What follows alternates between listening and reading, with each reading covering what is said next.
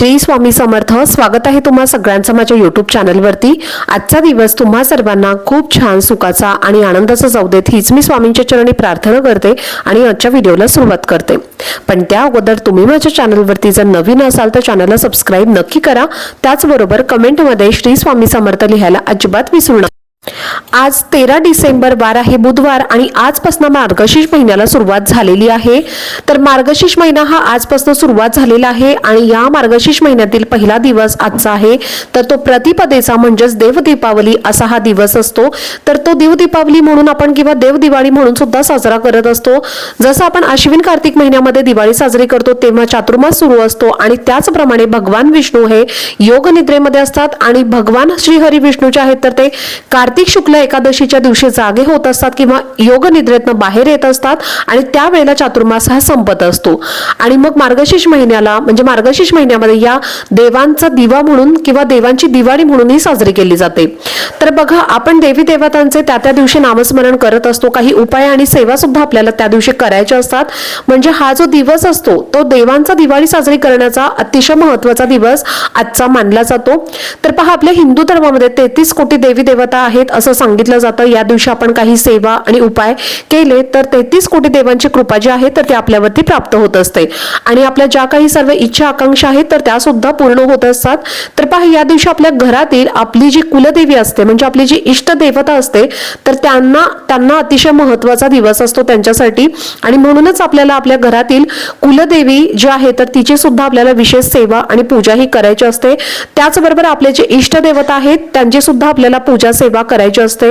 आता इष्ट देवता म्हणजे कोणते तर बऱ्याच जणांचे बघा खंडोबा जे आहेत तर खंडोबा रायाचे आहेत तर हे इष्ट देवता म्हणून मानले जातात तर त्यांची आपल्याला आजच्या दिवशी पूजा करायची असते।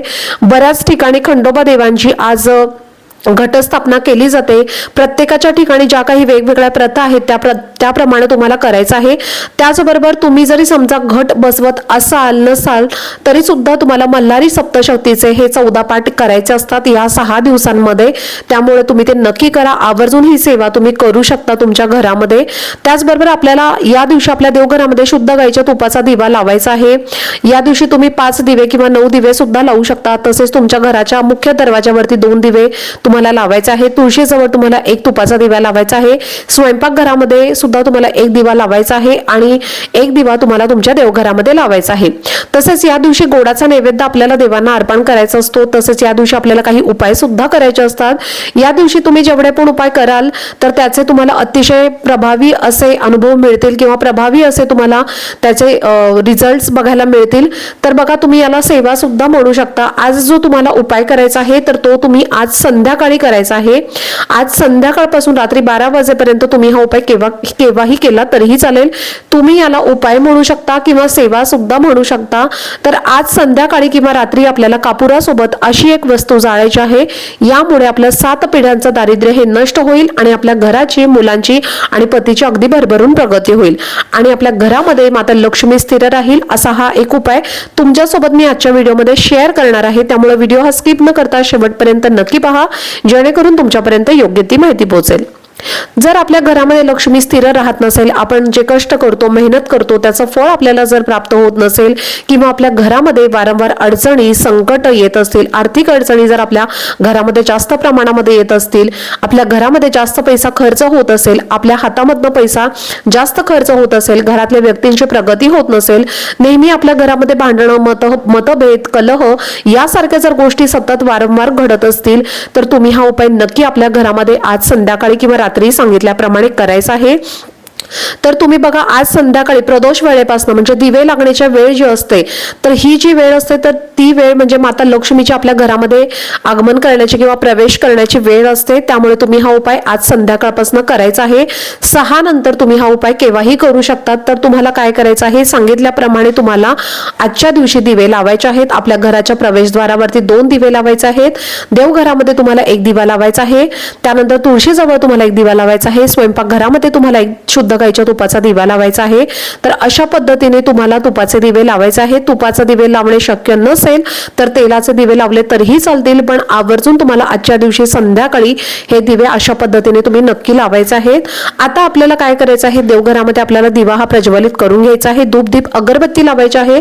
एक मातीची पणती तुम्हाला घ्यायची आहे, त्यामध्ये तुम्हाला कापराच्या वड्या घ्यायच्या आहेत। 4 ते 5 तुम्ही कापूरच्या वड्या घेतल्या तरीही चालतील। त्यानंतर तुम्हाला 3 लवंगा घ्यायच्या आहेत, 3 वेलची घ्यायच्या आहेत। लवंग आणि वेलची ही माता लक्ष्मीला प्रसन्न करून घेण्यासाठी किंवा अट्रॅक्ट करून घेण्यासाठी खूप महत्त्वाच्या या मानल्या जातात आणि या वस्तू माता लक्ष्मीला अतिशय प्रिय आहेत। यानंतर तुम्हाला एक आसन घ्यायचं आहे, त्या आसनावरती तुम्हाला बसायचं आहे। त्या मातेच्या दिव्यामध्ये तुम्हाला कापूर आणि या 3 लवंगा ज्या आहेत आणि ती वेलची जी आहे तर ती तुम्हाला त्याच्यामध्ये ठेवायची आहे। त्यानंतर तुम्हाला पठण करायचं आहे। आता तुम्हाला पठण कोणतं करायचं आहे, तर तुम्हाला श्री सुक्तमचं पठण करायचं आहे। आता तुम्हाला जर शक्य असेल तर तुम्ही श्री सुक्तम म्हणा, किंवा जर तुम्हाला शक्य नसेल तर तुम्ही महालक्ष्मी अष्टकम म्हटलं तरीही चालेल। तर तुम्हाला तुमच्या स्वतः तुम्हाला ते म्हणायचं आहे, म्हणजे तुम्हाला त्याचा जास्त चांगला इफेक्ट बघायला मिळेल किंवा त्याचे सेवेचं फळ आहे तर ते सुद्धा तुम्हाला प्राप्त होईल। त्यामुळे तुम्ही शक्यतो करून स्वतः म्हणण्याचा प्रयत्न करा। तर हे जे श्री सुक्तम आहे तर ते तुम्हाला स्वामी समर्थांच्या नित्य सेवेच्या पोथीमध्ये मिळेल, तर तिथे बघून तुम्ही म्हणू शकता। जर तुमच्याकडे हे पुस्तक नसेल नित्य सेवेचं तर मग तुम्ही गुगलवरती सर्च करा, तिथे तुम्ही पाहून म्हटलं तरीही चालेल। त्यानंतर तुमच्या देवघरामध्ये जर कवड्या असतील तर त्या कवड्या सुद्धा तुम्हाला तुमच्या उजव्या हातामध्ये घ्यायच्या आहेत आणि त्यानंतर तुम्हाला श्री सुक्तमचं परत एक वेळेला पठण करायचं आहे। त्यानंतर फलश्रुती सुद्धा तुम्हाला म्हणायची आहे। कवड्यांवरती सेवा केल्यामुळे जास्तीत जास्त आपल्याला त्याचं फळ हे प्राप्त होत असतं। त्यानंतर तुम्हाला आपला श्री स्वामी समर्थ या मंत्राचा तुम्हाला एक माळी जप करायचा आहे 108 वेळेला। एक वेळेला तुम्हाला कालभैरवाष्टक जे आहे तर ते तुम्हाला म्हणायचं आहे। कालभैरवाष्टकम सुद्धा तुम्हाला आपल्या नित्य सेवेच्या स्वामी समर्थांच्या पोथीमध्ये मिळेल किंवा त्या पुस्तकामध्ये तुम्हाला मिळेल, तर तिथे तुम्ही जाऊन ते बघू शकता आणि म्हणू शकता।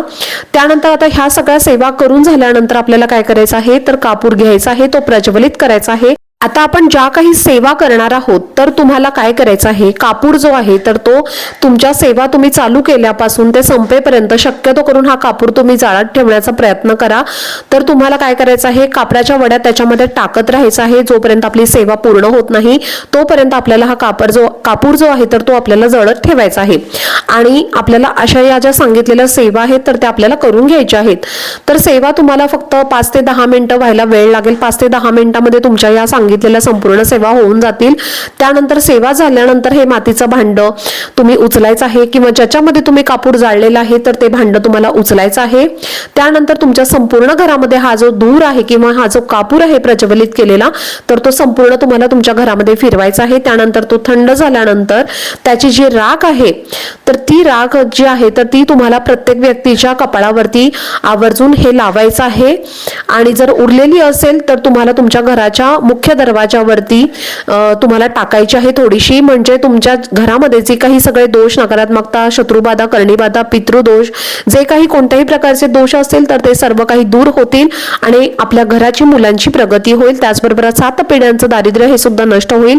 घरामध्ये लक्ष्मी स्थिर राहील। यामुळे तुम्ही आज दीपावली आहे तर हा उपाय नक्की करून बघा, जास्तीत जास्त तुम्हाला याचं फळ हे प्राप्त होईल।